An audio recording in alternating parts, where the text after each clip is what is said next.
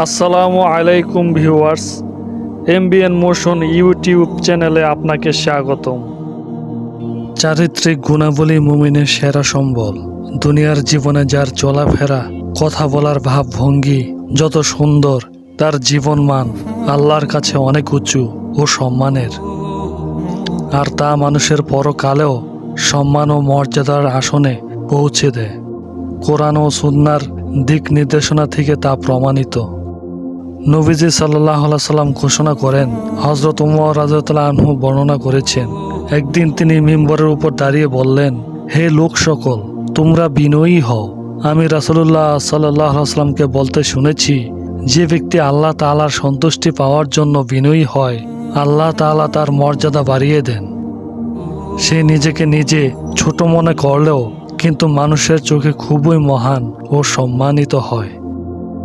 আর যে ব্যক্তি অহংকার করে, আল্লাহ তাআলা তাকে হেয় করে দেন।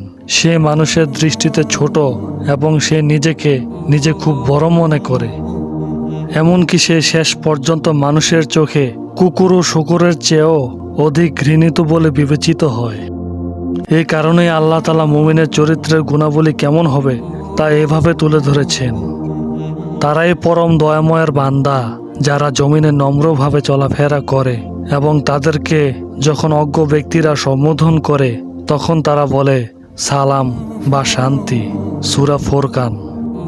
মনে রাখতে হবে, বান্দার প্রতি আল্লাহর হুকুম হলো তারা যেন জমিনে কাজ সম্পাদনে বিনয়ী ও নম্র হয়, চারিত্রিক সৌন্দর্য ব্যবহার শান্তিপূর্ণ হয়। এমনকি যদি অজ্ঞরা কোনো বিষয়ে এসব বিনয়ী ও নম্র বান্দাদের ডাক দেয় বা সম্বোধন করে, তবে তারা সবাই যেন বলে সালাম বা শান্তি। রহমানের বান্দাদের পদ্ধতি হচ্ছে, তারা গালির জবাবে গালি এবং দোষারোপের জবাবে দোষারোপ করবে না। আল্লাহ পাক অন্য জায়গায় বলা হয়েছে, আর যখন তারা কোনো বেহুদা কথা শুনে তা উপেক্ষা করে যায়, বলে আমাদের কাজের ফল আমরা পাবো এবং তোমাদের কাজের ফল তোমরা পাবে। সালাম তোমাদের, আমরা জাহেলদের সঙ্গে কথা বলি না।